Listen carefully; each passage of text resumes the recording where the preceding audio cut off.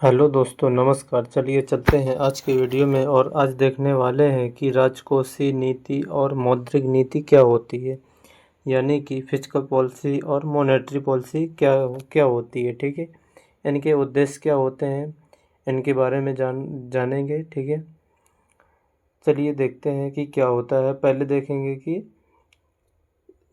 मौद्रिक नीति और फिस्कल पॉलिसी के बारे में। ठीक है, तो देखिए, जो राजकोषीय नीति होती है उसको इंग्लिश में फिस्कल पॉलिसी कहते हैं।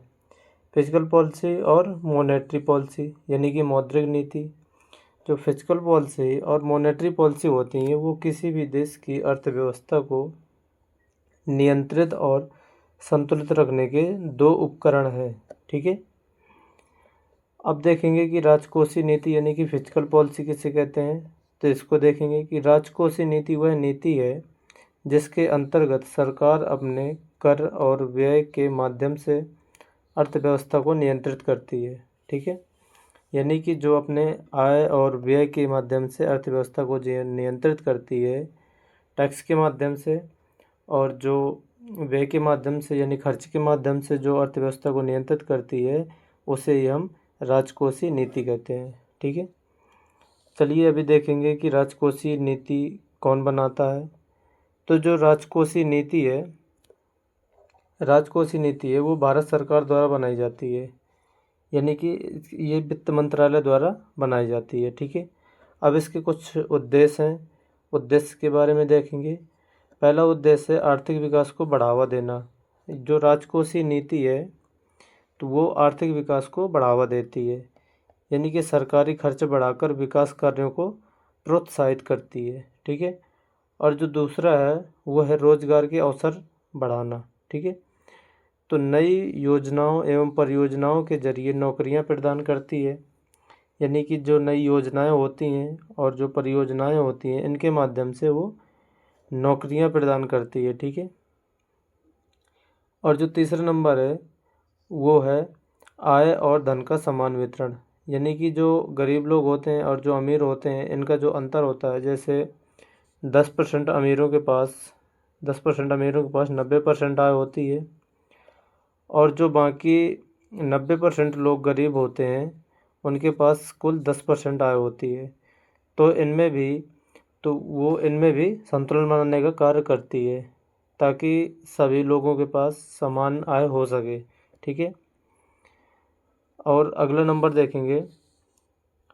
अगला नंबर है चौथा है, जो कि वो है महंगाई पर नियंत्रण, यानी कि ये महंगाई जब आती है तो उस पर भी नियंत्रण रखता है। कर बढ़ाकर और या सरकारी खर्च कम करके मांग को नियंत्रित करती है, यानी कि जैसे मांग अधिक बढ़ जाती है तो महंगाई बढ़ जाती है। ठीक है, तो उसमें कर अधिक लगा देती है सरकार, और जो सरकारी खर्च होता है उसको कम कर देती है, जिससे महंगाई नियंत्रित हो जाती है। और जो पांचवा नंबर है वो है राजकोषीय घाटे को नियंत्रित करना, यानी कि आय और व्यय में संतुलन बनाए रखती है। ठीक है, तो ये तो हो गई दोस्तों राजकोषीय नीति। अब देखेंगे कि मौद्रिक नीति क्या होती है, यानी कि मॉनेटरी पॉलिसी। ठीक है, तो अब मॉनेटरी पॉलिसी के बारे में देखेंगे। मौद्रिक नीति वह नीति है जिसके द्वारा देश की मुद्रा और ऋण यानी कि मनी सप्लाई और क्रेडिट को नियंत्रित किया जाता है। ठीक है, जो मौद्रिक नीति है उसे कौन बनाता है, तो ये भारत की है आरबीआई द्वारा बनाई जाती है मौद्रिक नीति। ठीक है, चलिए आगे देखते हैं कि इसके भी कुछ उद्देश्य हैं, तो उद्देश्य के बारे में देखेंगे। इसका जो पहला उद्देश्य है वो है मुद्रास्फीति को नियंत्रित करना, यानी कि ब्याज दरों को बढ़ाकर या घटाकर ये मुद्रास्फीति को नियंत्रित करती है। ठीक है, दूसरा है आर्थिक स्थिरता बनाए रखना। आर्थिक स्थिरता का मतलब है बाजार में पैसे की पूर्ति में संतुलन लाना, यानी कि जब बाज़ार में पैसा अधिक आ जाता है तो उसको नियंत्रित करती है, और जब कम हो जाता है तो उसको संतुलन में लाने के लिए लाती है उसको। ठीक है, चलिए और देखते हैं। अगला है नंबर है वो है ऋण की उपलब्धता नियंत्रित करना, यानी कि जो लोन होता है, लोन मान लीजिए या कर्ज मान लीजिए, कर्ज की उपलब्धता होती है वो नियंत्रित कम कम कम करती है उसको, ठीक है। यानी कि सस्ता और महंगा कर्ज उपलब्ध कराना, ठीक है। ये इसका काम होता है मौद्रिक नीति का।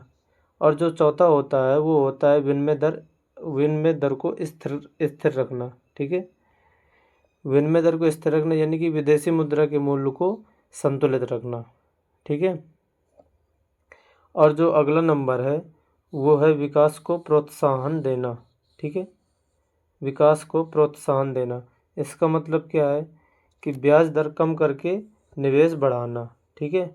ब्याज दर पहले से कम करती है और फिर निवेश को बढ़ाती है, जिससे विकास भी बढ़ता है। अब देखिए, अब इनमें जो राजकोषीय नीति है और मौद्रिक नीति है, इनमें कुछ मौलिक अंतर होता है, उसके बारे में देखेंगे, ठीक है। तो राजकोषीय नीति और मौद्रिक नीति में अंतर देखते हैं। तो ये है राजकोषीय नीति और ये है मौद्रिक नीति।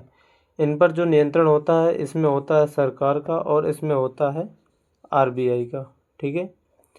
और जो इसका मुख्य साधन होता है वो होता है कर और खर्च, सरकारी खर्च। इसमें होता है जो वो होता है ब्याज दर, रेपो दर और कैश रिजर्व रेशियो, ठीक है, यानी कि CRR, ठीक है।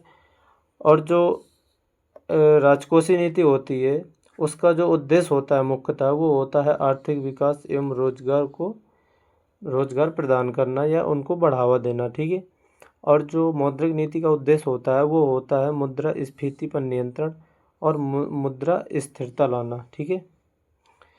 अब जो ये इसका प्रभाव होता है, जो राजकोषीय नीति का प्रभाव होता है वो होता है दीर्घकालीन, और जो मौद्रिक नीति का होता है वो होता है अल्पकालीन प्रभाव।